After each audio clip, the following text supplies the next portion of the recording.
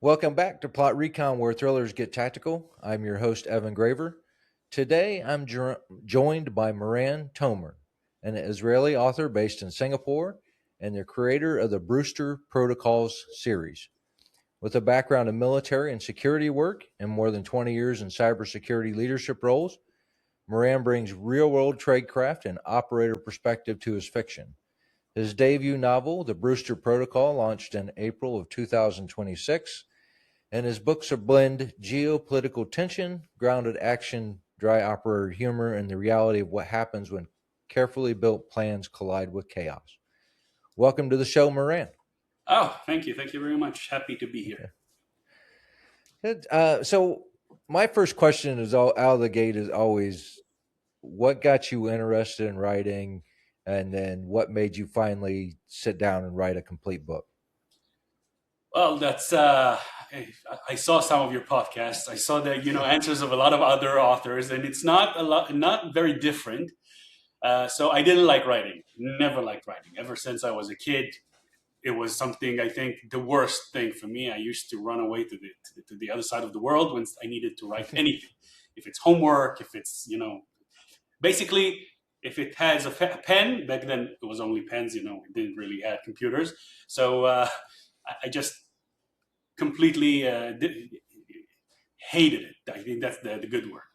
At some point, I think, with maturity and with time passed and experiences I had in my life, I found it. I found this thing of being able to live, a little differently, or maybe bring a lot of things that I had, like, inside, put it out. And when I started experimenting, I started seeing that it's something that I enjoy it, because it's like, providing myself of a different angle, different story, maybe a different way of looking at things, and maybe take out the things that are locked inside, and maybe can put it out. And it was a very good, a good way for me. Found it fun, and just without really realizing, the first book came out, the second one is coming soon. So it's just very surprising, but a good surprise.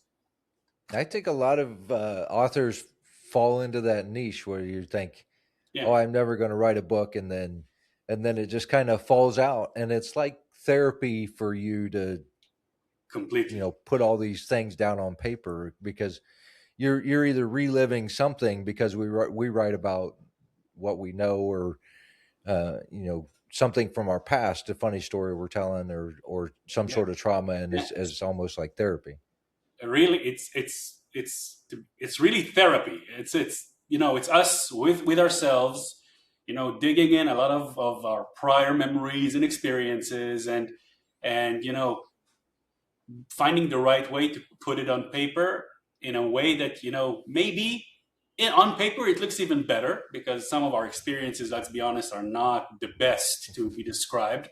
But when it comes with a different angle of, maybe, and this is what I try to do, bring a little humor into the equation, trying to bring a different perspective, not just make a Yeah. very dark, gray, experience. It just made this entire thing fun, and a very good tool for me to deal with a lot of things, which is therapy, basically. Yeah. So how does an Israeli end up in Singapore? Oh, so about 5 years ago, really, April 2026 was the exact mark of the 5 years. Um, I was, as you mentioned before, I'm working for cybersecurity. So Israel is very well known in its cybersecurity capabilities, innovations. I did a lot of work in this field. I'm doing this for about 25 years, and a Singaporean company that wanted to build its complete cybersecurity practice, I like to say, imported me to Singapore to basically build these capabilities from nothing. And this is what I'm doing in the last 5 years. Still with the same company, still working for them. Love the experience, and this city is there's no other word describing the city other than wow. So really makes it difficult to do anything else. It's just stay here, enjoy the time I have here, and hopefully for as long as I can. Yeah. Yeah. I had told you the other day we had a miscommunication and we were supposed to do this a couple of days ago, but I was out with some friends that came down to visit me in Fort Lauderdale, and um, she had lived in Singapore for many years as a banking executive, and he Which met her online and went over yeah. there and lived with her for about 10 years. And so we're constantly comparing downtown Fort Lauderdale and Miami to Singapore, and uh, That's the the main term was that they didn't have any crackheads in Singapore. So oh, okay. Singapore is very unique. You know, when coming from this hectic chaos of called Israel, which I love my country. Don't get me wrong, but it is chaotic. Coming to Singapore, which is the complete opposite, 180%, 180 degrees. You know, just complete different city, different landscape, different culture, different atmosphere. It's for us Westerners coming from our Western, you know, known environments. It's just you know it's just a big slap in the face, a good slap in the face, because you're living in a this this neutral area environment that just gives you peace, relaxation. Life is normal, and you finally see that normalcy, and you're saying to yourself, is it real? It really, you know, it gets you to question if life is. And I'm not kidding. It seems like an exaggeration, but living in Singapore is like my daughters are walking at 1 a.m. freely in the streets. They're taking taxis alone. They don't need. It's just security and living like I think human intended to live in a normal way. That's Singapore. well, my friend told me that they found a baby cobra on the 10th floor of her office building, and I said, "I'm out. I can't do that. No, Yeah, snakes are no for that's the me." weird part. This used to be, you know, a heavy rainforest, and this area is full with a lot of well, questionable creatures that can kill you in many different ways. And yes, there are, you know, you know, things that you can walk in the street and you can see a cobra, and we're not talking the small one, we're talking king cobras. There's, if you go to YouTube and you just do, you know, Singapore cobra, you'll see people walking in the streets, and you know, on the far pavement you can see just a gigantic king cobra. Just, well, that's part of living, but it's not, you know, it's not something you see every day, and not very, you know, it doesn't happen a lot when in the built area. So there are very, you know, small greener areas like parks and reserves here. Singapore is not big, so it's those that are not, these are not like big sections of the city, but there you can probably find a lot of these creatures. And yeah, it makes it an interesting experience. But I'm completely with you. I'm not traveling to Australia because, and everyone tells you Australia is great, but I'm saying everything that bites you kills you. Why? Yeah. Why? Why? That's my point of view also. So, taking all these unique experiences in Singapore, and how do you incorporate that in writing? Because your books are set there. My books are set there. So when we talk about, you know, Josh in a general sense, I try to bring a lot of myself into Josh. Although Josh, you know, the character itself and some of the experiences are shared, but Josh is my what would happen if I wouldn't choose the choices I took. So it's like a different, he's a different character of me, just with different choices.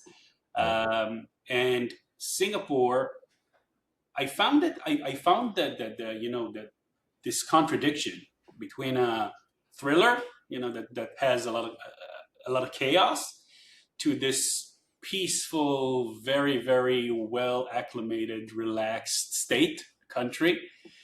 It seemed like something needs to happen. And like I said, yes, I'm a Westerner coming from a specific, past and experiences, and coming to Singapore, which is the complete opposite. I felt like something needs to be shaken, and this is how I brought that different view to how to I thought that Singapore would be very interesting to make it a little different, and this Yeah. is why I brought Josh and put it in Singapore. And because I'm here and the experience I had is so good, I was able to put it inside a book. So a lot of the things, you can find Marina Bay Sands there, and Tajong Pajar, and a lot of places that actually exist.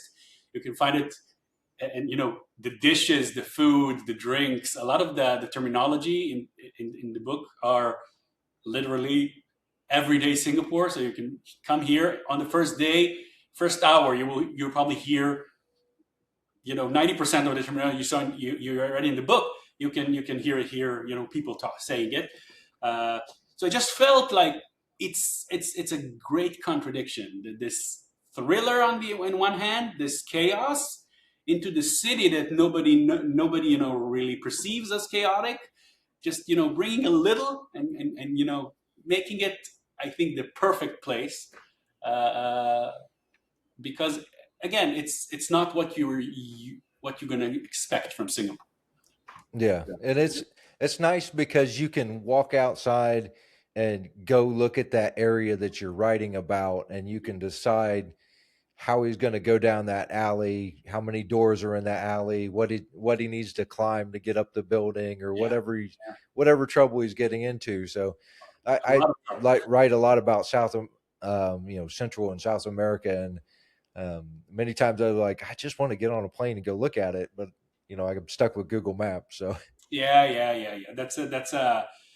So a lot of people are not going to come to Singapore because Singapore is a hub. It's a great place to be. But if you want a real big vacation, big meaning long, Singapore is great. If you want 4 or 5 days, spend your time here.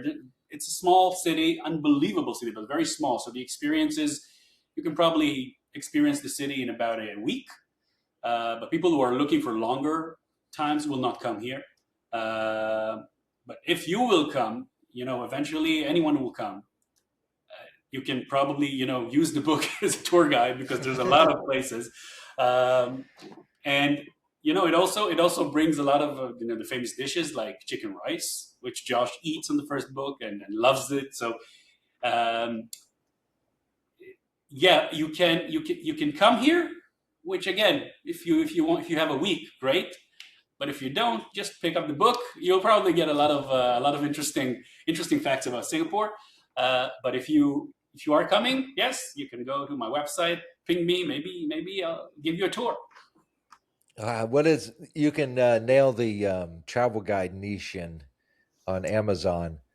Yeah, I'm trying to nail it on Google Guides. I'm trying to, I put many things that I see and enjoy, and I take pictures and I put my views on them. But there's nothing like experiencing Singapore. Singapore is, especially for Western guys, wow! It's Western people coming here.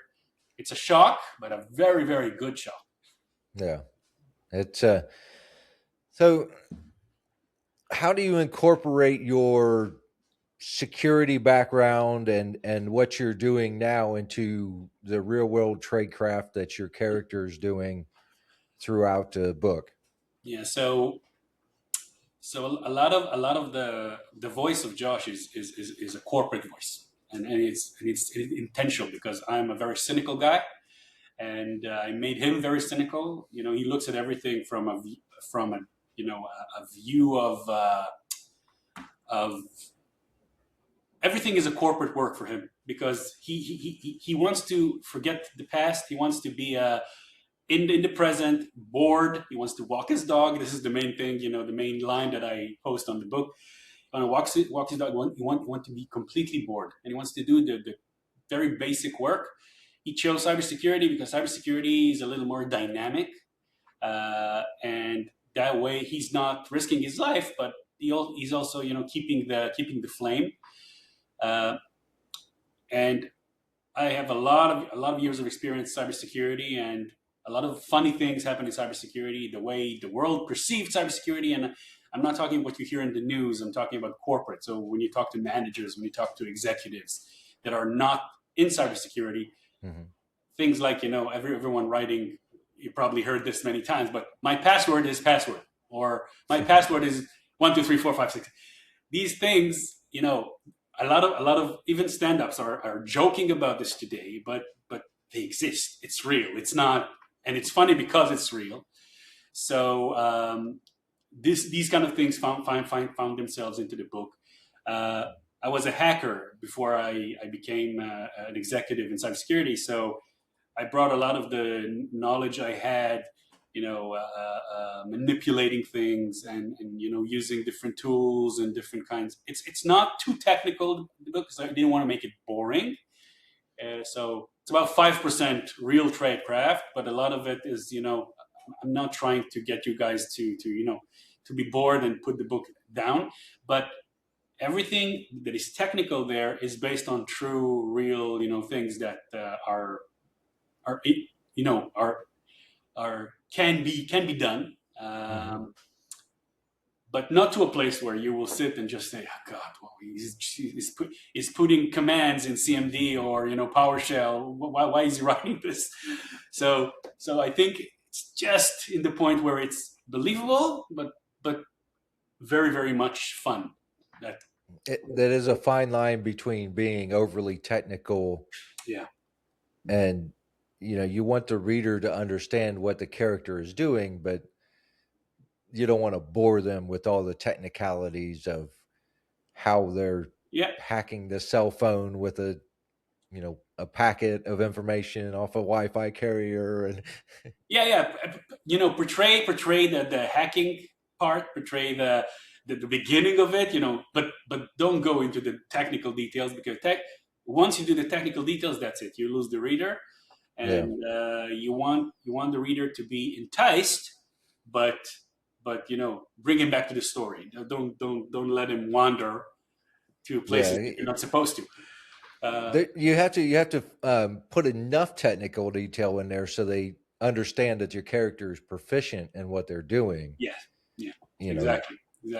but not bore them with the Yeah, so with the so there's a story. fine line. Unfortunately, read books in my life where the fine line was not there, and to be honest, it takes you away, because instead of thinking about the story, you're starting to think about what he trying to explain to me. Why do I need to know this? It's good enough that I know Yeah, that he's going to do the hack, but why do I need to know the commands and the PowerShell and how he's using the so this I think that's where experience and reading books comes to help you as an author. Knowing what is bad versus what is good, and I'm happy that I have this, because it could have gone a different way. So, did you read a lot of books before you decided to write? I mean, that's the one thing that we always, as writers, we always tell other writers to go out and read books. Read everything in your genre or outside your genre, because then you see the craft and you figure Yeah. out what works and what doesn't. So I'm not a bookworm. I never was a bookworm, because I have ADHD. I had ADHD since I was a kid. A big part of what I didn't like writing. Our age, I was never analyzed, diagnosed. So I did this in my late years. Um, so I did read books that got me interested. So when you're interested, you can focus. If you're not interested, it takes you away. So Tom Clancy comes to mind. I love Tom Clancy for the realism. Daniel Silva, fellow Israeli, has very good books. Brad Thor, Mac McKinney. So there's a lot of different authors. But I also like fantasy a lot. So of course, The Hobbit, Lord of the Rings, Tolkien, Yeah. all these are mandatory as far as I'm concerned. Um, in terms of more modern books like Harry Potter, for example, yes, I know it's a hit. I know everyone likes it, but reading these books, it always takes me to Tolkien, because Tolkien did he was the original. Everyone based Yeah. everything on it.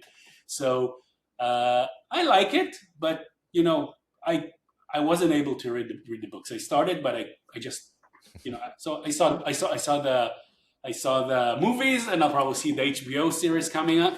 But in terms of books, I like the more heavy stuff, the more Yeah, you were as you were talking about your character, I was immediately drawn to a comparison with Tom Clancy because Jack Ryan was an analyst, yeah, and here's exactly. your guy is an analyst, and Yeah, so so Tom Clancy, Tom Clancy was a big influence.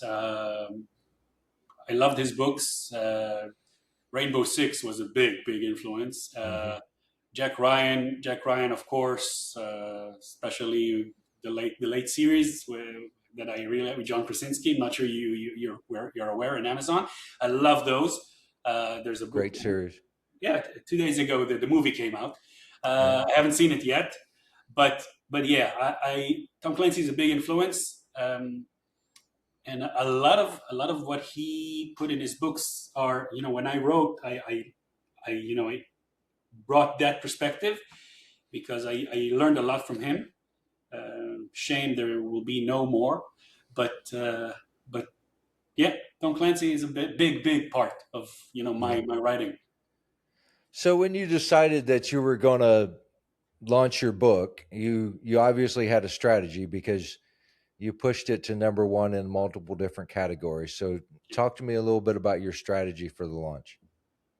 So I have just some people say it's one word, some people say it's two word, AI. So artificial intelligence. This, I think, since this thing came in, and I'm a technologist by nature, so since this thing came in, it changed everything. And for authors, especially self-published authors, this is the biggest probable tool you can have. So I used AI for being my publicist. I use AI to be my editor. I use AI to be my partner in experimenting with different kinds of ideas I had, and testing logic. So there's and research, of course. So there's a lot of things you can do for an author. This is the best kind of tool you can have, and it saves a lot of money, especially if you're a self-published author. It A saves a lot of time too. lot of So time, yeah, a lot yeah, of time. Um, and when I finished writing the book, of course, I edited the book completely with AI, me and him, chapter by chapter, finding different mistakes and problems and logic issues, and it helps you makes the book much better. And this is you yeah, cannot you cannot take it away. And eventually, when the book was done, I just told AI, I want you to be my publicist, and I want you to help me, find the right angles and paths for this book to be successful. Now, I never intended to be a successful writer or an author. Was never. It was done out of pure fun. This how it started. yeah. So, and I think the biggest success usually comes from things you do from your heart, and not from intention to succeed or something. That's and I was shocked when I saw all those the number ones. For me it was okay. Maybe I'm doing something right, but it was more of a it was a fuel for me to go to book number two, and continue writing book number two, because I started writing book number two uh, about, I think, July last year, July 2025, because the number one was already done, and I had so much fun, so I started with number two. But it was not really, I didn't really push myself to write the second one. But when I saw the results of number one, I said, wow, this could be a great thing. So I pushed myself, we're moving forward for number two. Um, and this so promotions and different websites, that AI brought to me, like the written word, or bargain booksy, or different kind of tools that he gave me, and I installed and used, and it basically helped me build my entire promotion, marketing platform. And by using this, well, you cannot argue with results, right? So the Yeah. results are there. It works. It's unbelievable, and it also moved me to write my own AI application. It's called Quillwise, and it's a full blown app that helps every writer write a book. Okay. That's a No, plug right there. Quillwise. Is no, that a Chat GTP add-on or is that a no. standalone AI? It's a full blown app. It's not a plug because it's not available yet. Okay. It will be maybe, but I'm still working on it. I have a friend that is writing his. We talked about this. You like cigars, and he's a cigar aficionado, and he's using this to write a book about cigars. But it's currently in a pilot. It works. It's nice, but not yet available. Not sure it will be available because I did it for myself, as a tool to experiment. But AI is unbelievable. That's the main thing, and for authors, saves you a lot of money, a lot of time, and brings results. Yeah. That's the bottom line. So are you seeing you did a lot of free promotions to get to into those number one categories? Are you seeing that carry through into pages read and read through and sales and all that, and you're making enough money to recover what you put out there and No, are I wish. So I did one free promotion, and I started the free promotion. The KDP 5 days that you have a free promotion, you have it one time. It was very, very successful. Um, and then we moved to the paid version. I'm getting sales, yes, but as mentioned, I never done it for sales, so I'm not expecting to get anything recovered. I did invest, I think, total in this entire process of the promotions, about $1,000. I think I invested, but this is like different. $65 there, $75 here. yeah. Not. I didn't. You know, the, this was the small investments, but I did it for a few different promotions. It brought results. I didn't recover the $1,000 yet. Probably will happen in the next few months. But again, it's just one book, and part of the research that I did. If you want to really, sit at home and not go to work anymore, you need about 30 books. I'm not sure I'll get there, but for me, as long as it's fun, I'll write. I'll have fun with it, and hopefully, people will like it. No, I got 26 books and I'm still working I my saw. side job. So, I so saw. I that's saw. not, it's not paying for me to stay home every day just yet. So, Well, that's at least hope. I hope at least that it gives you a little boost.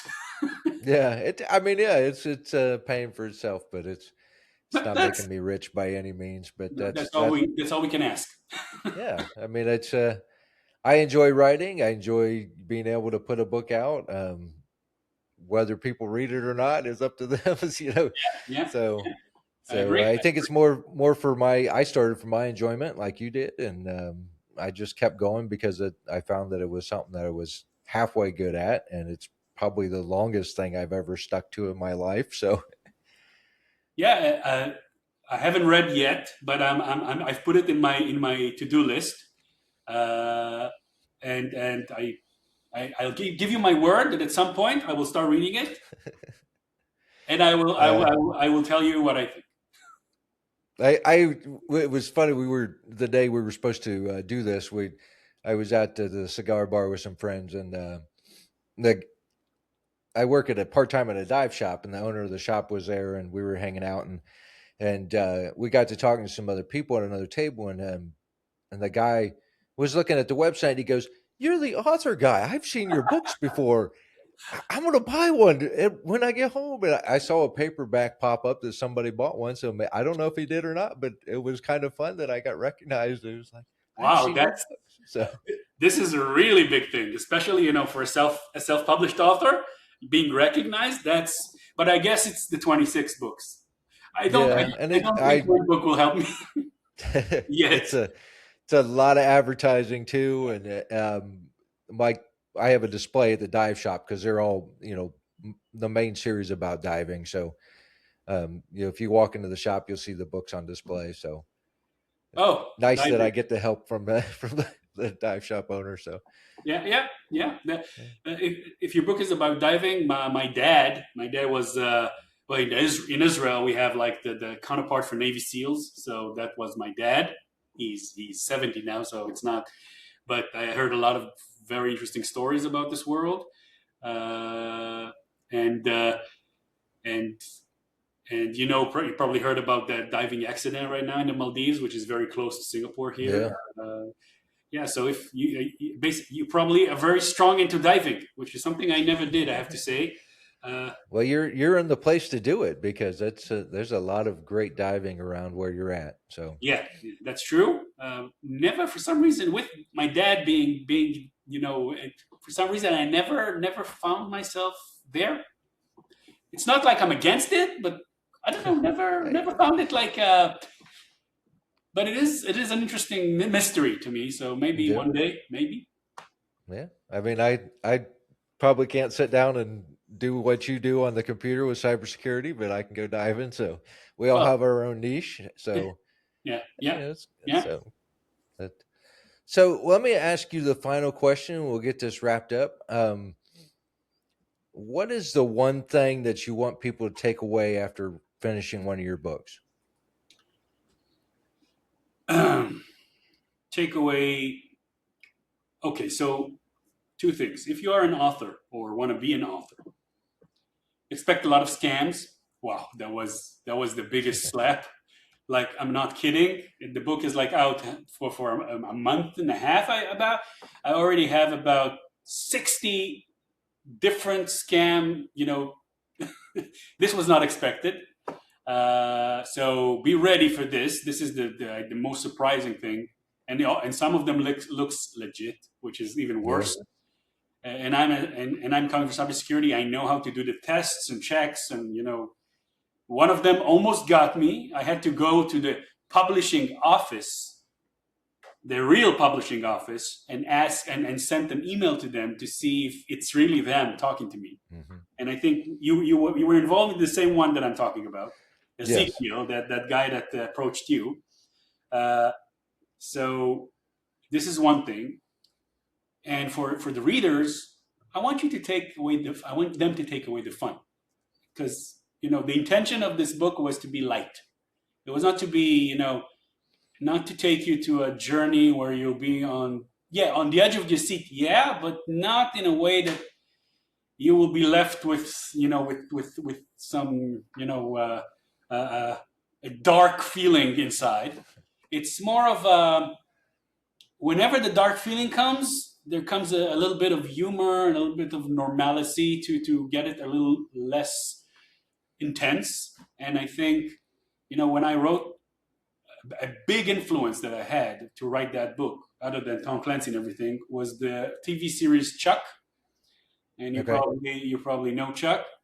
I love that, and a lot of a lot of things that made me make and bring the humor and the fun was from that series, because I found a very nice subject, which is very close to my heart, but the fun part made it fun, and it brought a lot of thinking into the book when I wrote it. Um, and the humor is also, I'm trying to bring something not similar, but at least the same in the same area of Chuck. Not nonsense, but not slapstick, but Yeah. something that is a little more realistic yet real, realistic yet um, fun, fun, and not taking itself too seriously. That's, I think, the main thing. Uh, And that's all. And if you finished with my book and you felt like wow, I had a great experience, I had fun, and I want to read the next one, then that's good for me. I'm okay with it. You don't even have to buy. You can find it. I don't know, be an ARC reader. You can go to my website and ask to be an ARC reader, and I'll send you the book for free. Really, it's not for the commercial success. It's for the fun I'm having, and hopefully you're gonna have the same fun to read it. Yeah. All right. So that's a wrap on this episode of Plot Recon, where thrillers get tactical. Thanks to Moran Tomer for coming on and talking through the real world tradecraft, cybersecurity, and how those experiences have shaped the Brewster Protocol series. Be sure to check out the Brewster Protocol on Amazon and keep an eye out for the Typhoon Protocol coming later this year. You can learn more about Moran and his work at morantomer.com. That's MoranTomer.com. It is a very cool website, by the way, and I had a lot of fun cruising around on it. So I encourage everybody to check it out. If this episode hit the mark, share it, leave a review, and subscribe wherever you listen. And as always, you can find more episodes and support the show at plotrecon.com.